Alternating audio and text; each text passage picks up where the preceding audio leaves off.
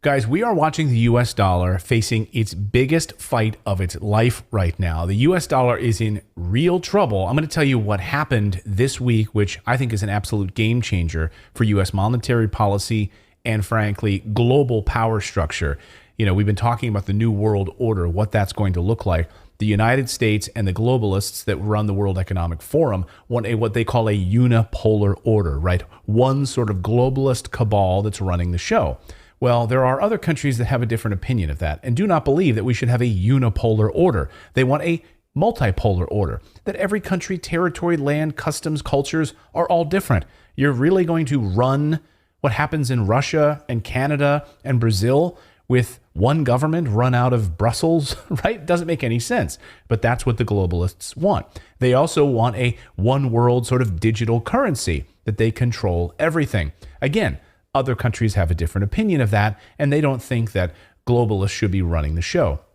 And you're seeing the US dollar in the middle of all of this being crushed as a result. So what happened this week? Well, a couple of big moving pieces. First of all, Moscow was probably the biggest story in the world, but of course the mainstream media in the United States wants you to focus on other stories. They want you to focus on, Donald Trump being arrested or whatever reality TV show issue is going on right now, or the Academy Awards or whatever. No. The biggest story in the world happened in Moscow this week. Chinese President Xi Jinping flew into Moscow, met with Vladimir Putin. They met for 3 days, and they wrote up and documented 14 different signed agreements. 14 of them. They met for hours every day. And when they left, they said, "We are about to change the world order," shook hands and said, "Goodbye, my friend." It was an unbelievable summit if you're paying attention to what's happening in the world right now. Now, remember about a year ago when President Biden flew into Saudi Arabia and was basically mocked. And when they left, it was well reported that they were laughing at him when he left. He was begging them to not cut production of oil and, create new oil partnerships with the United States. They basically looked right in his face and said, "No, we're not going to do that." So what happened this week? Well, these 14 agreements that Vladimir Putin signed with Xi Jinping are about trade, the economy, currency, about military exercises. The list is pretty much endless. New rail infrastructure, trade routes, etc. But to me, the biggest story was about settling oil transactions and making trade transactions settled with the Chinese currency, the yuan, okay, instead of US dollars. The same thing happened in Saudi Arabia this week. Saudi Arabia discussing with China, Saudi Arabia talking with China about settling their oil transactions with the Chinese currency yuan. Okay, so that might not sound like much to the layperson, but when the petrodollar, the US dollar, which is how all oil transactions are settled, now will be upended and removed, and oil will now be settled with the Chinese yuan. That is a game changer. Arguably the biggest story we've seen in decades. The fact that oil has always been traded in dollars. If that were to end, that would mean the end of the US dollar. Why is that? The US uses the dollar as a cudgel. It uses it as an axe. It uses it to put sanctions on other countries. Oh, we want you to do this. We want you to act a certain way. So we will use the US dollar to sanction you. You want oil? Well, it's because it's the petrodollar. You want to settle your oil transactions? You have to do it in the US dollar. You better listen to us with our sanctions. The world's second largest economy and its largest energy exporter are together actively trying to dent the dollar's dominance as the anchor of the international financial system. Will they succeed? The dollar is America's last surviving superpower. It gives Washington unrivaled economic and political muscle. It can slap sanctions on countries unilaterally, which frees that country out of large parts of the world economy. And Washington can spend freely, certain that its debt will be bought up by the rest of the world. That's what we do.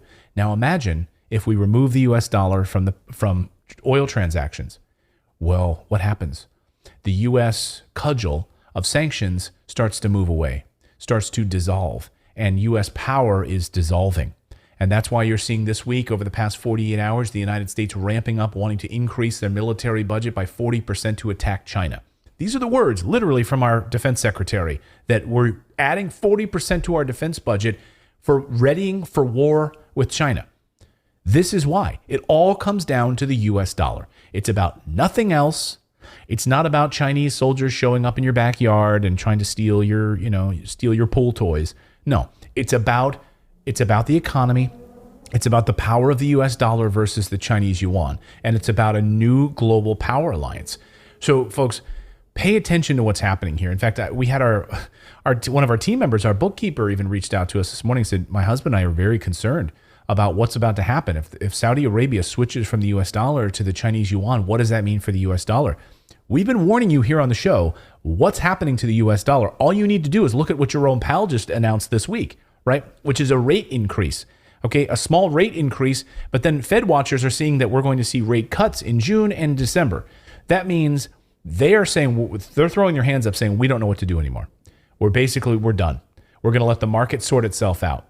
What that means is that investors are leaving the US dollar. They're going to go to internationally to something more that are going to yield higher results instead of US treasuries and bonds. We're going to get out of the US dollar. We're going to go into other territories. So you're seeing now the decline, the buying power of the US dollar plummeting. Is your retirement tied to the US dollar? This is all you need to be asking yourselves. Like when you're sitting around the dinner table with your husband or wife, say to yourself, is my retirement account tied to the US dollar? What that means is that these companies, these stock market companies that you're invested in, right, Ford, et cetera, are their profits going to go down because the US buying power is declining? Therefore, people are going to have less money in the United States. We are heading into a recession. That means these corporate profits that you're relying on for your stock values of your 401k to go up, arguably are going to go down, right? In my opinion. I mean, you can look at what's happening, right? If these companies are laying off thousands of people and people aren't buying their stuff, how are their profits going to go up and their stock goes up and your retirement account goes up? The answer is it's not. So where are you going to put your money? Again, I talk about real estate on this channel. If you want to book a call with our team, again, real estate, we're only building about 500 homes this year. So it's not like we have like millions we can help people with. But if you're someone who is interested in investing in real estate, you can book a call with our team and we can help you in that.